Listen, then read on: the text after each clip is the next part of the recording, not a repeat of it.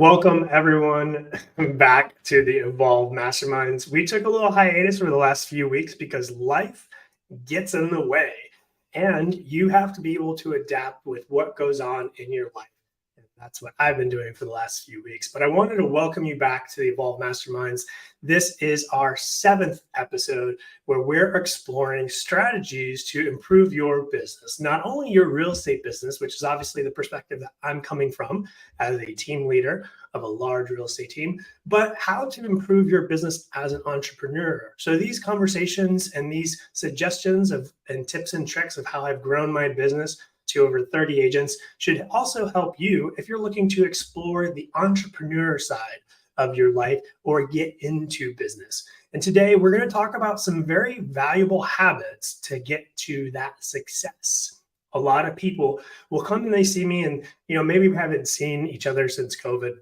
And the first thing they ask is like, how did you do it? How did you get to this place? And I'm like, well, or they say, hey, that happened pretty quick. Like you have just blown up. And I'm like, you don't see the years and years of continuous effort that we've been putting in to improve our business and expand. And the most valuable skill set or most valuable habit that I would say that has led to my success is time blocking. Now, if you haven't time blocked before, like this is the go-to skill. And this is what we preach in the real estate business all of the time. What is time blocking?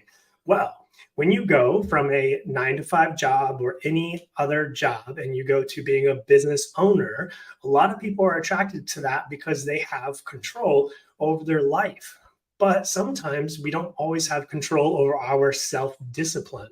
And when you go from someone else telling you what your work schedule is to having control over your own schedule, you have to be very disciplined in organizing how you spend your time. There's certain times when agents sit down with me and they're struggling with their production. And I say, well, what have you been doing? How much time have you been working? Or what is your daily routine? And they'll go through and they'll describe their day.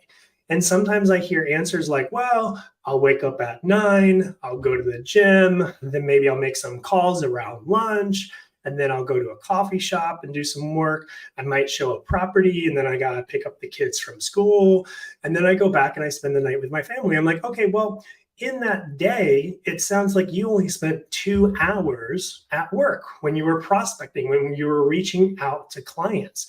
Let's talk about shifting your schedule so that you can spend more time on your business because you have to time block it out. So one key fundamentals of time blocking. One, just use your calendar, whether you're still using a paper book calendar or your Google Calendar or whatever Outlook or whatever system you're on, place it out hour by hour. And a lot of people sometimes, seem like they may time block an entire week and then they don't follow it.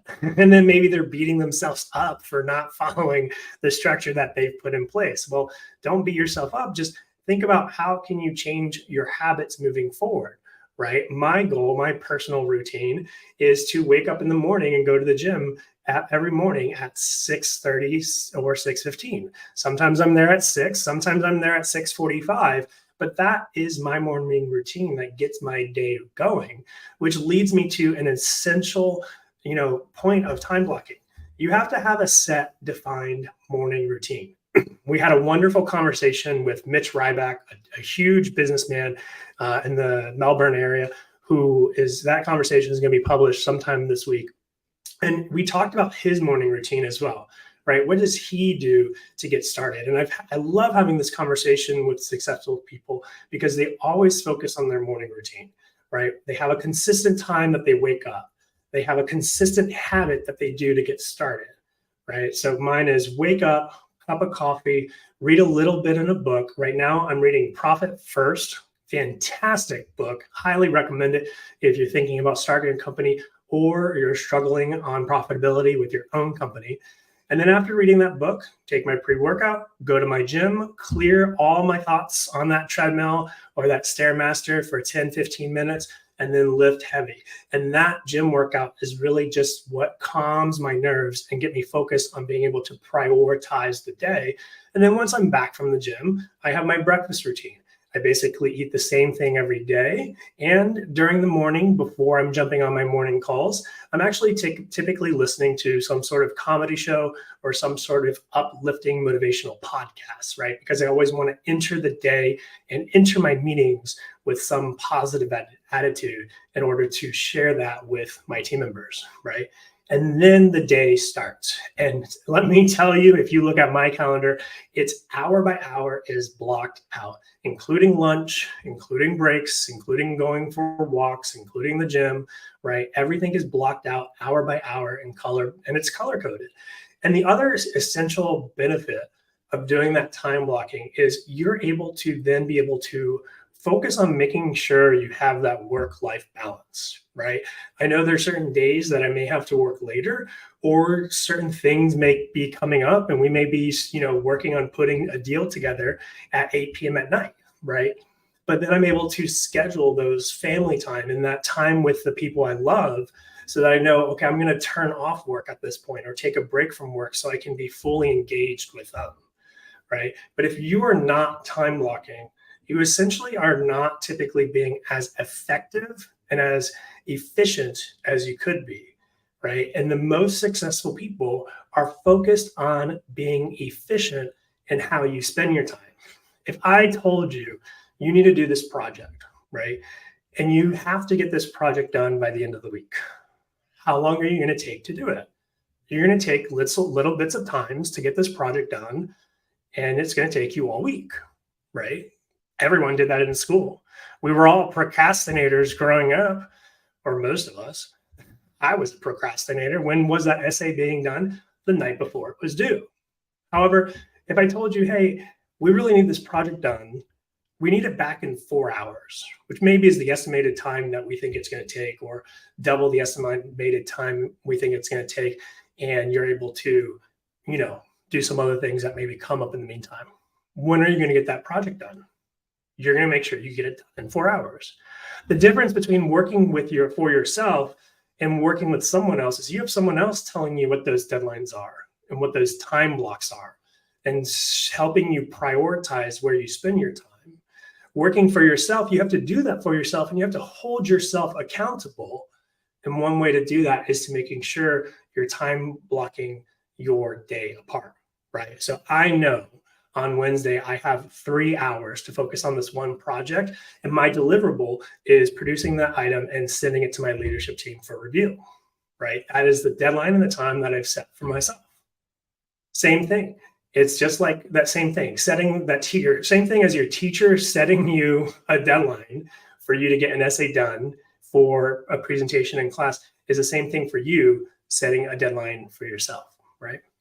So focus on that, focus on routine, focus on structure. If you see any other professional, entrepreneur, or real estate individual, and you're interested in getting into real estate, talk to the top producers, ask them what is their daily routine, right? Well, how do they start their day? How do they end their day? When do they make their phone calls? Sometimes their daily routine is subject to how they feel, or they're doing certain activities at certain times of the day based on how they feel, right? We constantly push, you got to prospect, and reach out to customers. Well, you may not be in the mood to talk to people at 8:30 in the morning. And maybe the best time consistently for you to be in the mood to talk to people is 3 p.m. So that's when you do your prospecting calls. Every day, 3 p.m. or 3 days a week, 3 p.m. You start those calls because based on your habits and based on what you're doing, you are in the best mindset to make those calls and be proactive about it. Now, a really great experiment, and this is something that we've done among our leadership team before, is, we've had times where people are like, I don't know where my time is going. I don't feel like I'm getting anything done.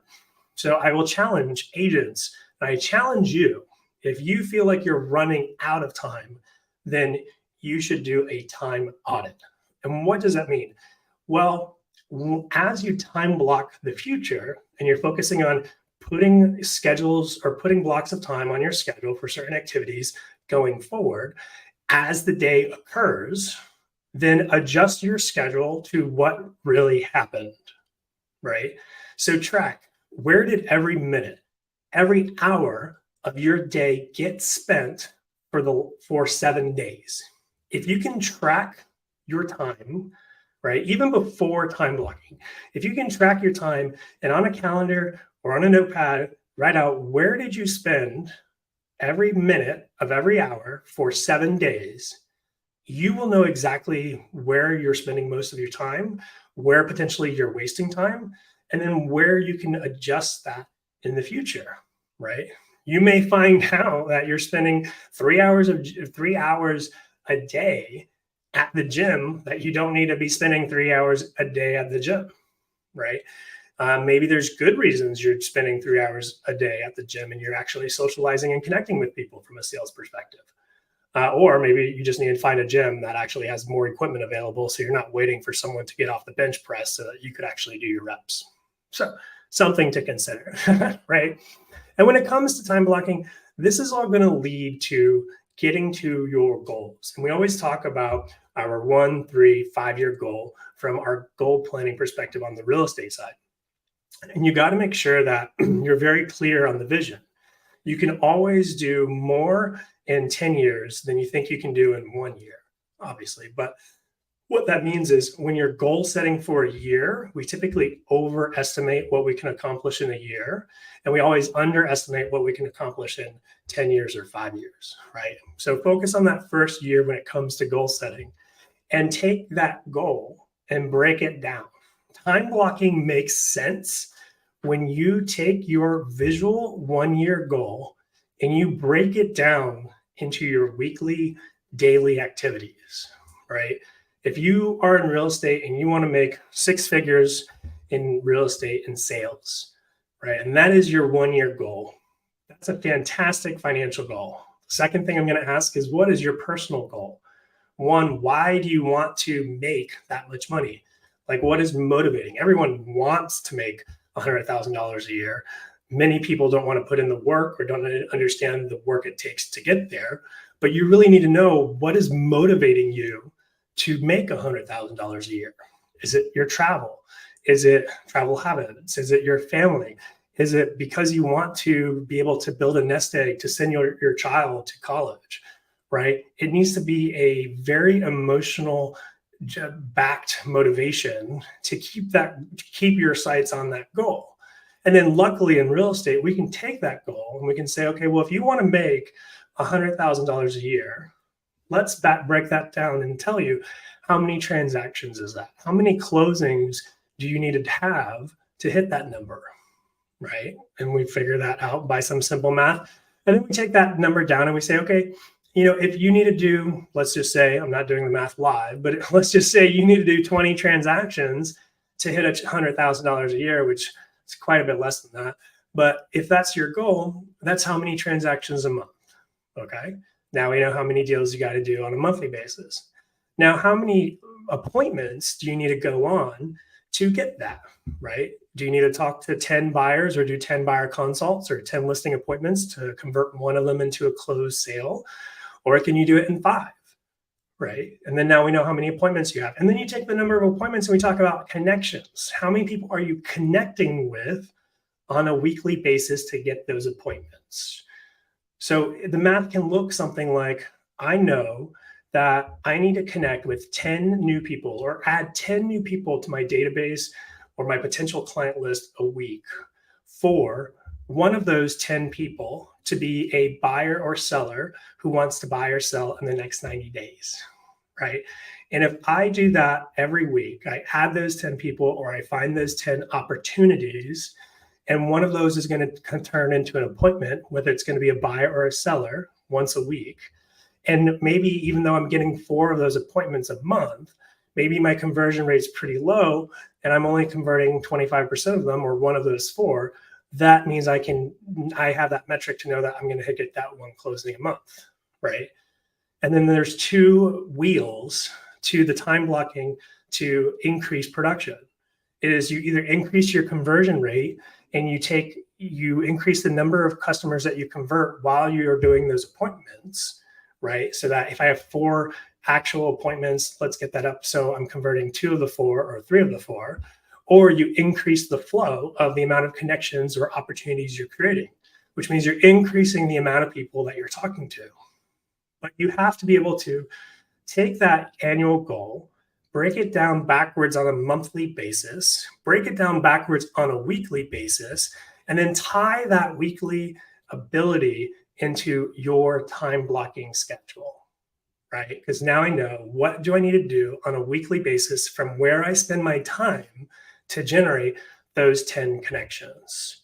And this is why time blocking is really the most valuable habit. But when you tie in the habit of time blocking and building a routine and a schedule into your vision and your goals, that's ultimately where you're going to create success, right? Making sure that you know what your visual goals are and what you have to do on a regular basis to hit those goals. The third thing that I want to share this morning about being the most valuable habit is seriously expanding your education. So, like I said, I'm reading a book. The book I'm reading right now is Profit First. And I am a big believer in continuously learning more, which is why we started these podcasts in the first place, because it's all about evolving your knowledge. So if you're reading a book that's inspiring you, whether it's a business book, even not a business book, a nonfiction, or anything that's unrelated, just in any book, what is the book that you're reading now or listening to? Because a lot of times we can't sit down long enough to read, and we got to listen to these audible books on the drive. If you're reading or listening to any books, drop them in the comments, share them with me, because I'll be through this book probably within the next, hopefully 20 days with 4 flights coming up.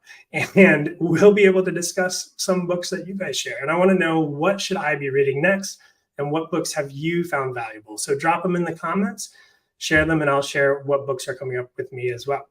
Huge heads up, just want to let you guys know, super excited to announce that I will be presenting on stage at our national conference at EXPCon for eXp Realty the first week in October. And next week, I'll also be presenting at FubCon, which is a conference related to Follow Up Boss. So you'll probably see these episodes. I might be in a different location, and I look forward to learning more and sharing what I've learned from those conferences with you all as well. I hope you have a wonderful week and have a fantastic time. Thank you for tuning in for our Evolve Mastermind. Share what you learned, and let's all be more successful together and evolve together.